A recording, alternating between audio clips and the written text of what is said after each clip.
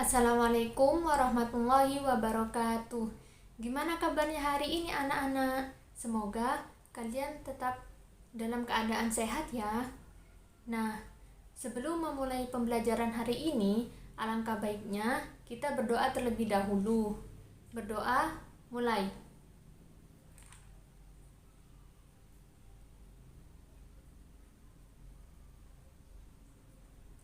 Berdoa, selesai. Nah, semoga apa yang kita lakukan hari ini selalu diberikan kelancaran ya. Amin. Nah, pertemuan kali ini kita akan mempelajari mengenai materi pencemaran lingkungan, khususnya pada materi pencemaran air. Untuk kompetensi dasarnya yaitu KD 3.8 mengenai menganalisis terjadinya pencemaran lingkungan dan dampaknya bagi ekosistem. Kemudian KD 4.8 membuat tulisan berupa gagasan bagaimana penyelesaian pencemaran di lingkungan berdasarkan hasil pengamatan.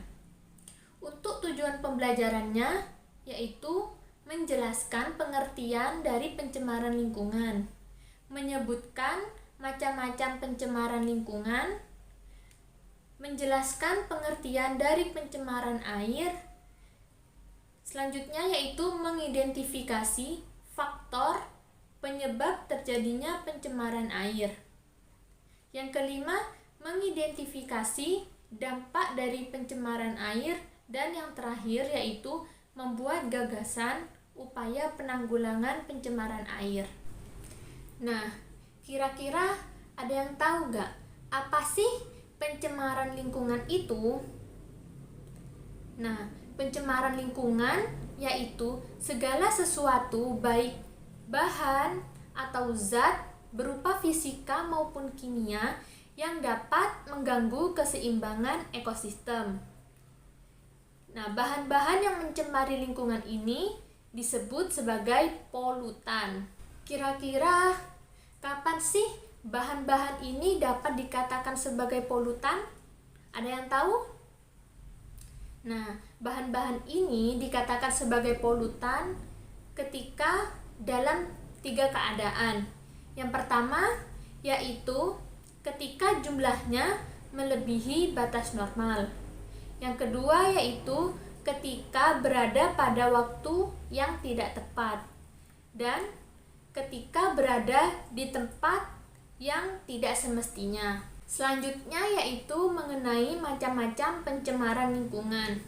Nah, pencemaran lingkungan ini ada 3. Yang pertama, pencemaran air, pencemaran udara, dan pencemaran tanah. Pertemuan kali ini kita akan fokus pada pencemaran air. Nah, pencemaran air yaitu masuknya makhluk hidup, zat, energi, atau komponen lain ke dalam air. Akibatnya terjadi penurunan kualitas air sehingga tidak dapat berfungsi dengan semestinya. Misalnya air sumur. Apabila air sumur tersebut tercemari, maka air sumur tersebut tidak dapat kita gunakan sebagai konsumsi maupun untuk mandi. Karena air tersebut sudah tercemari oleh bahan-bahan kimia maupun fisika yang berbahaya. Pencemaran air ini terjadi karena beberapa faktor. Yang pertama yaitu limbah industri, limbah rumah tangga, dan limbah pertanian. Yang pertama kita akan membahas mengenai limbah industri terlebih dahulu. Nah, coba kalian perhatikan gambar di samping ini. Ini adalah contoh dari pencemaran air yang diakibatkan oleh limbah industri. Nah, limbah industri ini merupakan produk sampingan dari hasil kegiatan industri yang sudah tidak terpakai. Limbah ini dapat mencemari yaitu karena limbah yang sudah tidak terpakai dibuang ke perairan, baik itu sungai, waduk, maupun laut. Biasanya limbah ini baunya sangat menyengat. Untuk limbah industri yaitu terdapat dua hal, yaitu limbah organik dan limbah anorganik. Untuk limbah organik ini biasanya berasal dari limbah pabrik tekstil, sedangkan limbah anorganik biasanya berasal dari limbah pabrik emas yang berbahan logam berat. Pernah ada suatu kejadian yang diakibatkan oleh pencemaran air, yaitu adanya pencemaran raksa yang terjadi di Minamata, Jepang. Nah, para nelayan ini yang berada di sekitar Teluk Minamata tidak sengaja memakan ikan yang tercemar oleh raksa, sehingga mereka mengalami kerusakan pada syaraf yang disebut dengan penyakit Minamata. Dampaknya yaitu lebih dari 80 orang meninggal dunia akibat memakan ikan yang tercemari oleh raksa. Yang selanjutnya yaitu limbah rumah tangga. Nah, limbah rumah tangga ini banyak terjadi karena akibat adanya hasil samping dari kegiatan rumah tangga, yaitu bisa berupa limbah yang berasal dari pasar, dari penginapan, dari perkantoran, maupun dari rumah penduduk. Nah, limbah ini ada dua jenis, limbah organik maupun limbah anorganik. Untuk limbah organik sendiri yaitu biasanya berasal dari sisa-sisa makanan dan berasal dari kulit buah. Sedangkan untuk limbah anorganik biasanya berasal dari kaleng bekas minuman. Yang terakhir yaitu limbah pertanian. Nah, pada limbah pertanian ini biasanya berasal dari penggunaan fertilizer atau pupuk yang berlebihan, sehingga dapat menimbulkan dampak negatif pada keseimbangan ekosistem air. Misalnya yaitu ketika menggunakan pupuk dan pupuk tersebut tidak diserap oleh tumbuhan, maka pupuk tersebut akan terbuang ke perairan.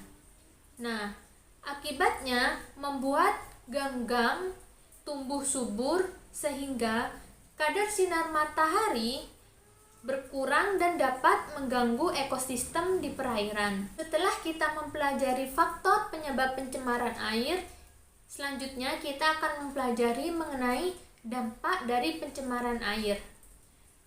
Dampaknya yaitu ada 5. Yang pertama, terjadinya penurunan kualitas lingkungan. Yang kedua, terjadi gangguan kesehatan. Yang ketiga, yaitu pemekatan hayati. Yang keempat, mengganggu pemandangan. Dan yang terakhir atau yang kelima yaitu mempercepat proses kerusakan suatu benda. Agar pencemaran ini tidak terjadi, maka perlu adanya suatu penanggulangan agar pencemaran ini tidak terjadi. Nah, yang bisa dilakukan yaitu yang pertama, pembuatan kolam stabilisasi, dan yang kedua yaitu instalasi pengolahan air limbah atau IPAL, dan yang ketiga yaitu melakukan pengelolaan ekskreta. Nah, setelah melakukan pembelajaran materi pencemaran air ini, Ibu akan memberikan kalian tugas, yaitu kalian dapat membuat suatu gagasan bagaimana upaya kalian dalam menanggulangi pencemaran air ini. Nah, setelah kalian mengerjakan, kalian bisa unggah di aplikasi WhatsApp, dan apabila masih ada yang ingin ditanyakan atau didiskusikan, kalian juga bisa melalui aplikasi WhatsApp tersebut. Jangan lupa untuk mengisi link absensi yang akan Ibu share di aplikasi WhatsApp. Sebelum mengakhiri pembelajaran hari ini, ada baiknya kita berdoa terlebih dahulu. Berdoa, mulai.